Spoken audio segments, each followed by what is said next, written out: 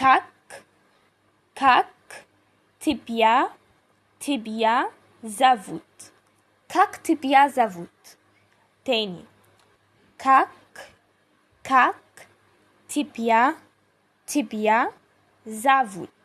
المفروض بقى ارد على السؤال ده اقول ايه؟ انا عايزه اقول مثلا انا اسمي سارة. منيا زافوت سارة. منيا زافوت سارة. منيا زافوت سارة. منيا زافوت سارة. هنا بقى انا ممكن اقول لحد اسمك ايه بطريقتين. كاك تبيا زافوت.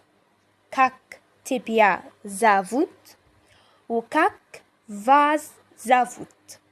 كاك فاز زافوت. يبقى كاك تبيا زافوت اللي هي الأولانية دي، أو التانية كاك فاز زافوت. طب ايه الفرق؟ كاك تبيا زافوت يعني ما بين حد كده انت تعرفه، صحابك، تمام، حد قريب منك، أختك كده يعني. كاك تبيا زافوت.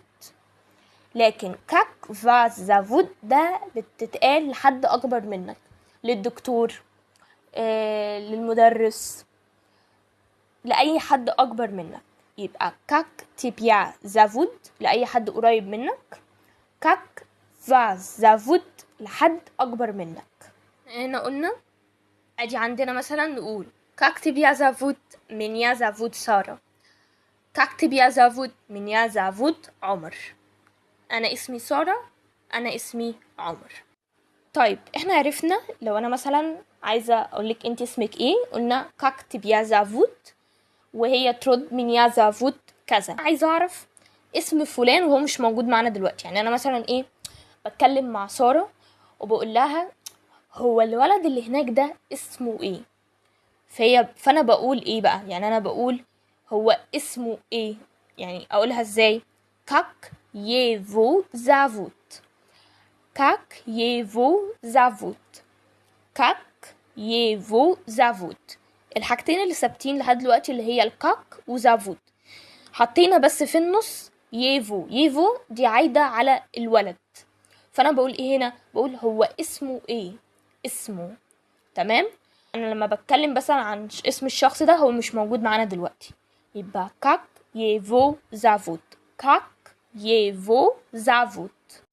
طيب أرد أقول إيه؟ أقول مثلا اسمه أحمد، يبقى يفو زافوت أحمد.